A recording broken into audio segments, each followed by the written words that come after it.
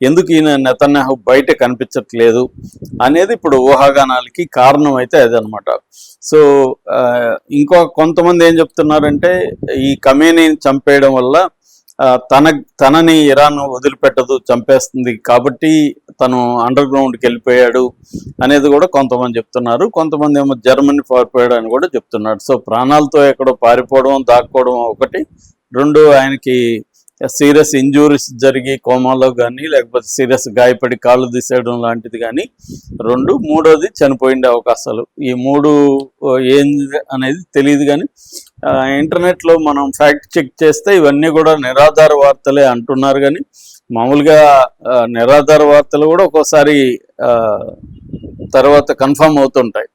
ఎందుకంటే అవతల డౌట్ పడేదానికి తగిన ఆబ్జెక్టివ్ కండిషన్స్ అయితే ఉన్నాయన్నమాట. మనకి ముస్తఫా ఖమేనీ విషయంలో కూడా ఇదే జరిగింది. ఆయన చనిపోయాడు ఇప్పటికి కూడా నమ్మే వాళ్ళు అలాగే ఉన్నారు. ఎందుకంటే ఆయన కూడా 8వ తేదీ ఎన్నికయ్యాడు, ఇప్పటి వరకు ఆయన కూడా ఎక్కడ బయట కనిపించట్లేదు. కాబట్టి ఆయన్ని చంపేశారా లేదా తెలియదు. అలాగే నెతన్యాహు పరిస్థితి కూడా అదే, డే 1 నుంచి కూడా, అంటే 10th నుంచి ఈ న్యూస్ వస్తూనే ఉంది. నెతన్యాహు కనిపించారా, మళ్ళీ మరుసటి రోజు నుంచి ఆయన కనిపించట్లేదు అదైతే వస్తుంది. ఎందుకంటే ఇజ్రాయెల్ మీద ఇరాన్ కూడా పెద్ద ఎత్తున అటాక్ చేస్తుంది. నిజానికి ఈ యుద్ధంలో మొత్తంలో గాయపడింది, ఎక్కువగా నష్టపోయింది ఇరాన్ అండ్ లెబనాన్లో దాదాపు 8 లక్షల మంది వాళ్ళు నిరాశ్రయాలు అయిపోయి గ్రామాలకు వెళ్ళిపోతున్నారు. గొర్రెల్ని తీసుకొని, పశువులను తీసుకొని వెళ్తున్న వాళ్ళ వీడియోలంతా కూడా వైరల్ అవుతుంది. రోజుల తరబడి నడిచి వెళ్తున్నారు. ఒక గొర్రెల కాపరైతే 5 రోజులు, ఇంకా ఆల్రెడీ 2 రోజులు నడిచాను నేను, ఇంక 5 రోజులు నడవాలి నేను అనుకున్న ప్లేస్కి వెళ్ళాలంటే అని చెప్తున్నారు. అలాగా ఏంటంటే సేఫ్ ప్లేసెస్ ఏ ఉన్నాయని చూసుకొని జనం అక్కడికి వెళ్ళిపోతున్నారు.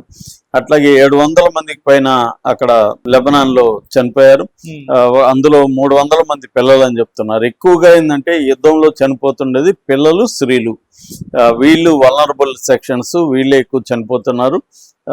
మిగతా మగవాళ్ళు కొద్దిగా హుషారుగా ఉండడం, ఇంకా మిలిటరీ అయితే పెద్దగా నష్టపోవట్లేదు. నిజానికి ఇరాన్లో అయితే పెద్దగా మిలిటరీ పరంగా నష్టపోయింది.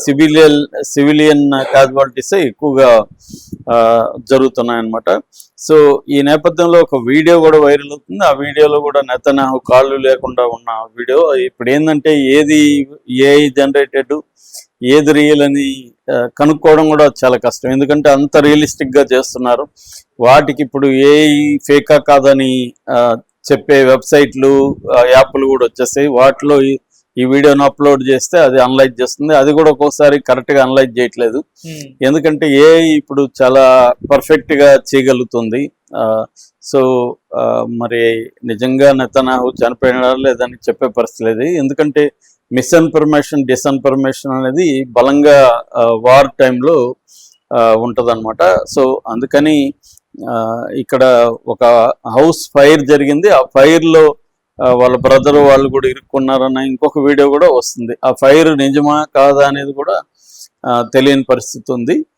సో ఓవరాల్గా నేను ఇందాక చెప్పినట్టుగా చనిపోయాడా, గాయపడ్డాడా, లేకపోతే అండర్ గ్రౌండ్కి కానీ జర్మనీకి కానీ వెళ్ళిపోయాడా అనేది చెప్పలేము. ఆల్రెడీ ఇరాన్ అయితే 48th వేవ్ అంటారు, 48వ వేవ్ ఆఫ్ అటాక్ అనేది ఆపరేషన్ ట్రూ ప్రామిస్ 4లో భాగంగా నిన్న కూడా చేసింది.